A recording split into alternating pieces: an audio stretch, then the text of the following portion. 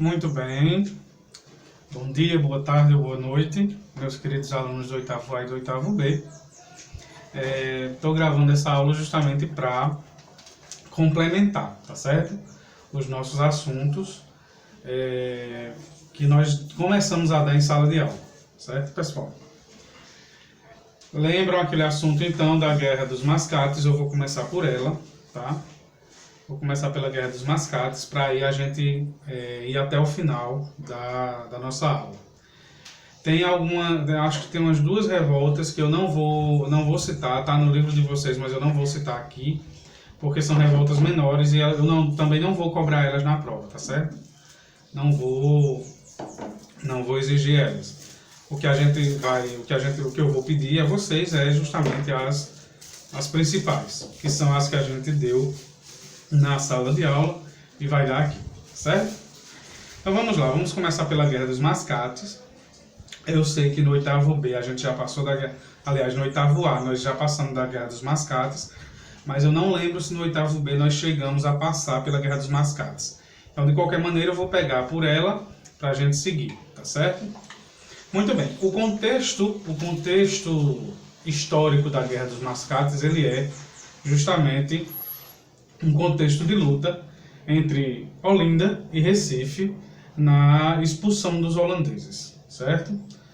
Então, a Guerra dos Mascates foi uma rebelião de caráter nativista porque ela ocorreu com os nativos da terra, né? Não nativos no sentido de índio, mas nativos no sentido de ser o pessoal da terra.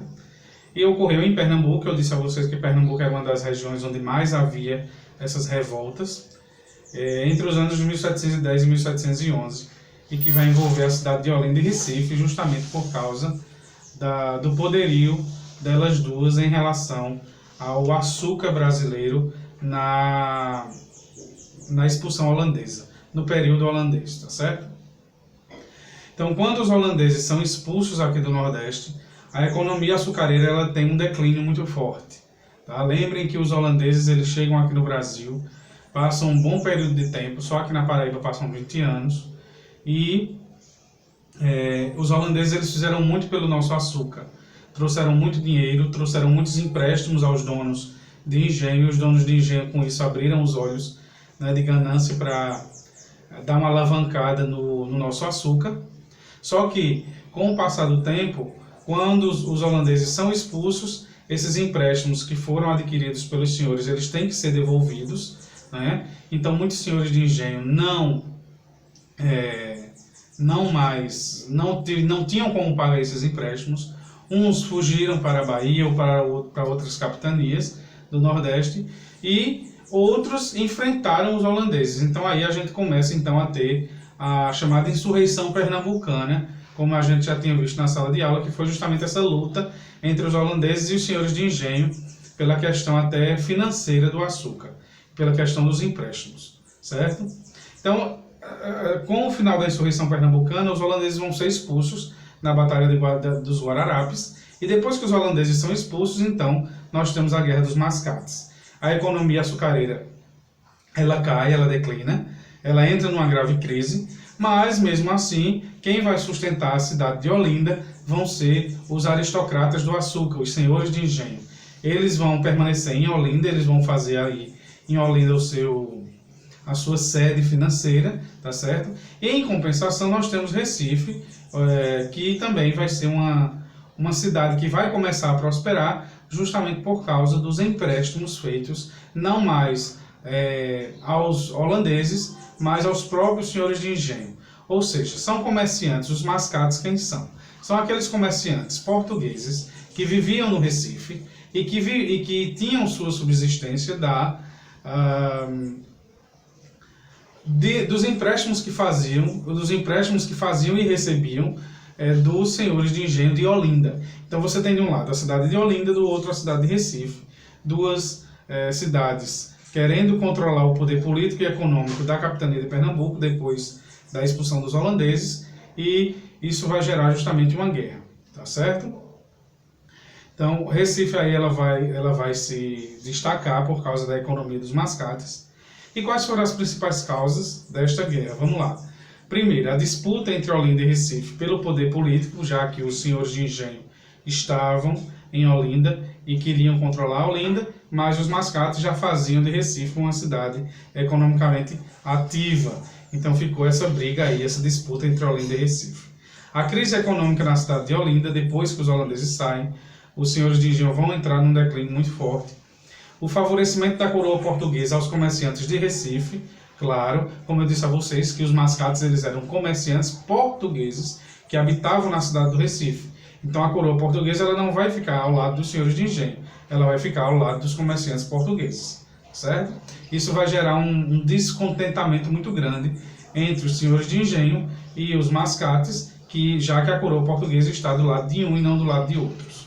O forte sentimento anti-lusitano, que vai ser principalmente entre a aristocracia rural de Olinda. Então esses senhores de engenho, eles vão começar a olhar os mascates, os comerciantes portugueses, com olhos atravessados, né? Então vão começar a ter aquele ranço, que eu disse a vocês na sala, eu acho que do 8º A, vai começar a ter aquele ranço entre os senhores de engenho e os portugueses, os mascates. E a conquista da emancipação de Recife, da Carta Régia de 1709, que passa a ser vila independente. Então, a partir de 1709, depois que os holandeses saem do Brasil, Olinda, Recife, aliás, ela passa a ser independente de Olinda. Então, isso vai gerar uma confusão muito grande, vai gerar um descontentamento muito forte, já que agora Recife vai ter autonomia política e autonomia econômica, tá certo? Quais eram os objetivos da guerra? Qual foram os objetivos da Guerra do Mascate? Lembrando que eu estou aqui seguindo os nossos slides, que vocês aí já estão com eles no Google Classroom, tá certo? Então, quais são os objetivos? Os holandeses queriam manter o controle político na região, principalmente por causa de Recife. Então, aquela velha disputa de Olinda querer continuar a ser um centro econômico. Os olindenses vão querer que a coroa portuguesa mantivesse Recife na condição de povoado, claro. Então, a aristocracia rural de Olinda ela não vai querer que Recife seja cidade, ela vai querer que continue subalterna. E os olindenses não vão querer que a coroa portuguesa continue privilegiando os mascates, os comerciantes portugueses, porque defendiam a igualdade de tratamento. Ora, se a coroa portuguesa ela estava do lado dos mascates, ela deveria também subsidiar os senhores de engenho. Esse era o pensamento que vigorava aí em Olinda, tá certo? O conflito se ocorreu em 1710, não é? Quando essas tensões aumentaram bastante e os olindenses invadiram Recife, dando início à Guerra dos Mascates. E aí os olindenses vão levar vantagem no primeiro momento, mas em 1711 os mascates vão revidar, vão invadir Olinda, vão destruir vilas, engenhos e a cidade, e a guerra vai terminar em 1711 só depois que a coroa portuguesa nomeia então para o governador um camarada chamado Félix José Machado. Tá? Então os olindenses vão ocupar Recife, os recifenses vão ocupar Olinda, e fica então essa briga até que um novo governador seja nomeado para poder dividir novamente e chegar à paz aí entre os povos, digamos assim. Quais foram as consequências da Guerra dos Mascates? Vamos lá. Primeiro, o governador de Pernambuco vai ordenar a prisão dos líderes do movimento. Eu lembrei que eu disse a vocês, Portugal não era bonzinho. Portugal prendia, mandava matar, esquartejava, enforcava, fazia uma atrocidade. Basta ver o que ele fez, o que Portugal fez com Tiradentes. Mais tarde a gente vai ver, então,